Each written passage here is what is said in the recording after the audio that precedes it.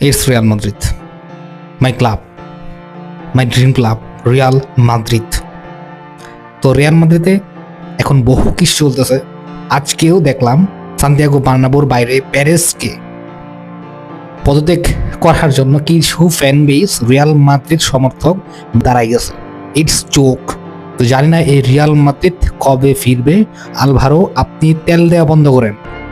Vinicius যদি এরকম of ফর্মে থাকতে থাকে একদিনের পর দিন, বাদ দেন, তাকে সেল দেন, দরকার নেই। Left wing Mbappe already proved. এমবাপ্পেকে ট্রাই করেন। ভিনিসিয়াসকে যদি এরকম অফ ফর্ম থাকে, ভিনিসিয়াসকে বেঞ্চ করান।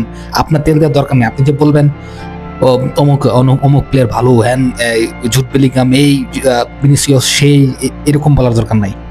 যদি খারাপ করে অবশ্যই বেঞ্চ করায় দেন। রদ্রিগোকে সুযোগ দেন, মাস্তানকে সুযোগ না দিয়া রদ্রিগোকে সুযোগ দেন, ব্রাহিমকে সুযোগ দেন, রাইট উইংয়ে ভালো করবে। গার্সিয়াকে সুযোগ দেন। প্লেয়ার আছে আপনার কাছে ভাই, মিড কন্ট্রোলার নয় তো দানি সেবাসকে আপনি ইউজ করেন। আপনার ভাই আলভারো ভাই, আপনার কাউকে তেল দেওয়ার দরকার নাই। প্যারেজের একটু এক গেমে আছে আসলে, কিন্তু রিয়াল মাদ্রিদকে এই পর্যন্ত নিয়ে আসছে এই প্যারেজ। একটা মিড কন্ট্রোলার লাগবেই, মাস্ট বি বিতিনহা টাইপের, এরকম একটা মিড লাগবেই এই সামারে। তো প্যারেজ আশা করি এই সাইনটা করাবে।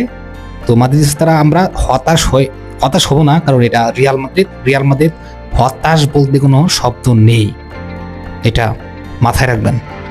বার্সেলোনা অলরেডি কালকে এলচের সাথে ম্যাচ জিতে 4 পয়েন্ট নিয়ে চলে গেছে। ইনশাআল্লাহ আজকেও আমরা কামব্যাক করব রায়ো ভালকানোকে হারাই দিয়ে সান্তিয়াগো বার্নাব্যুতে।